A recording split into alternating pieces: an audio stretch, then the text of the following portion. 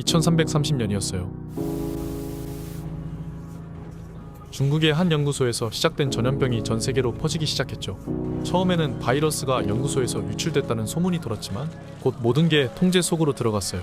언론은 철저히 검열됐고 뉴스로 두려움이 삽시간에 퍼져나갔죠. 사람들은 마스크랑 생필품을 사기 위해 매장과 약국 앞에 길게 줄을 섰어요. 두려움이 사람들을 장악하자 각국 정부는 마치 약속이라도 한 듯 강력한 통제를 시작했어요.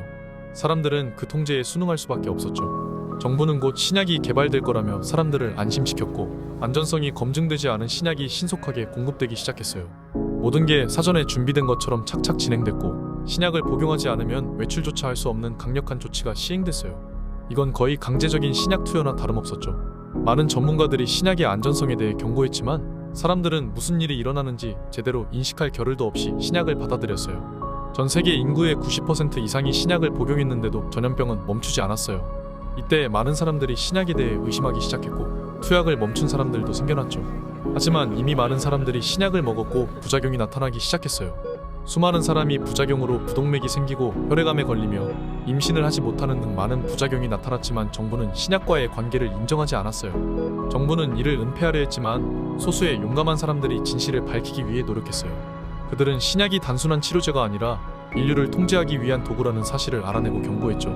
많은 사람들이 부작용으로 고생하고 있는 사이 전염병은 변이가 되며 점차 약해졌고 결국 자연스럽게 소멸됐어요. 언론에서 떠들던 무서운 전염병이 아니라 강한 독감이었던 거죠. 전 세계는 처음 겪어보는 이 상황을 통해 누군가에 의해 길들여졌고 통제당하기 시작했어요. 이제 시대는 변하기 시작했죠. 정부와 기업들은 전염병 사태를 핑계로 더욱 강력한 통제와 감시 체계를 구축했어요. 개인의 자유는 점점 제한되었고 안전을 위해 모든 것은 중앙 통제 시스템들이 만들어져야 한다는 여론이 생기기 시작했죠.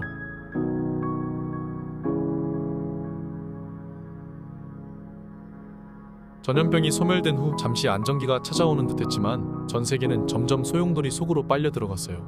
마치 누군가 짜놓은 각본처럼 세계는 새로운 질서 속으로 움직이기 시작했죠. 새로운 질서가 만들어지기 위한 시작은 바로 전쟁이었어요. 러시아와 우크라이나의 전쟁을 시작으로 세계 곳곳에서 전쟁이 나기 시작했어요. 한국과 북한은 언제 전쟁을 할지 모르는 불안감이 고조되기 시작했고 러시아와 우크라이나 전쟁이 끝나기 전에 이스라엘에서 전쟁이 시작됐어요. 이스라엘과 하마스의 문제가 점점 고조되었고 이 갈등은 레바논의 헤즈볼라까지 이어지기 시작했죠. 지정학적으로 가장 중요한 중동에서 전쟁이 일어나자 전 세계가 이 전쟁에 주목하기 시작했어요. 사실상 이스라엘 뒤엔 미국이, 하마스와 헤즈볼라 뒤에는 이란이 버티고 있었어요. 전쟁은 끝날 기미가 보이지 않았고 마치 새로운 질서는 톱니바퀴가 맞춰지듯 하나씩 진행되기 시작했어요. 하마스 뒤에 숨어있던 이란이 점점 속내를 드러내더니 이스라엘과 전면전의 구도가 그려지기 시작했어요. 미국의 만류에도 이스라엘이 물러날 생각이 없자 이란이 그의 동맹국들과 전쟁을 시작했어요. 수많은 탐색전이 오고 가는 동안 이란의 대통령이 사고사로 죽게 되는 충격적인 일이 벌어졌죠. 이스라엘은 전면 부인했지만 이란과의 관계는 걷잡을 수 없이 벌어졌고 결국 몇 년 뒤 이란은 이슬람 연합국들과 함께 이스라엘을 다시는 나라가 되지 못하도록 이스라엘 제거 작전에 나섰어요. 결과는 충격적이었어요. 수많은 연합국을 상대로 이스라엘은 충격적인 승리를 거두었고 이스라엘에게 유리한 중동평화협정이 체결됐죠. 이 전쟁을 통해서 이스라엘은 하마스와 가자지구의 땅을 다시 찾아오게 되었어요. 성경에서 말하고 있는 이스라엘의 땅을 다시 회복하게 된 거예요. 이스라엘은 이 전쟁으로 세계의 중심지가 되었고 평화의 땅이 되었죠. 중동 전쟁의 여파는 중동에만 국한되지 않았어요. 이스라엘과 이란의 동맹국이 전쟁을 하는 동안 유가는 폭등하기 시작했고 팬데믹과 수많은 전쟁으로 이미 경제 위기에 놓여있던 세계는 그야말로 경제 대공황을 맞게 되었죠. 이전에 한 번도 본 적 없는 경제 대공황이 전 세계를 뒤흔들기 시작했어요. 문제는 여기서 멈추지 않았죠. 경제위기와 AI 4차 산업혁명이 맞물려 많은 사람들이 직장을 잃기 시작했어요. 자동화와 인공지능이 인간의 일자리를 대체하면서 실업률은 사상 최고치를 기록했죠. 경제는 마비 상태에 빠졌고 사회는 혼란에 휩싸였어요. 인플레이션으로 화폐 가치는 떨어지고 물가는 멈출 줄 모르고 올랐어요. 수많은 실업자들은 빚더미에 놓이며 희망이 보이지 않자 마약 중독과 자살이 이어지기 시작했어요. 그야말로 혼돈의 도가니였죠. 세계 경제대공황 가운데 세계 경제를 책임지는 경제 지도자들이 모여 대책을 마련하기 시작했고 그들은 몇십 년 전부터 준비해온 한 가지 대안을 말했어요.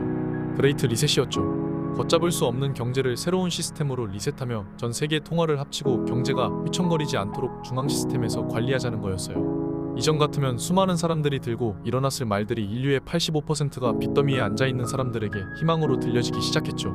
이로써 새로운 신세계 질서로 세계는 한 발자국 더 다가섰어요. 그 세계가 어떤 세계인지도 모르는 채로 말이에요.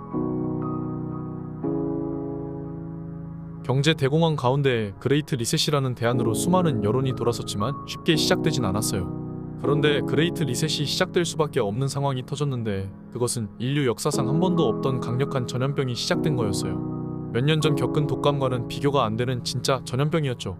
수많은 사람들이 피를 토하며 죽기 시작했고 온 세계가 가족들의 죽음으로 통곡과 슬픔에 잠겼어요. 전 세계는 죽음이라는 단어에 무기력하게 당할 수밖에 없었고 슬픔의 흑암이 전 세계를 덮기 시작했죠.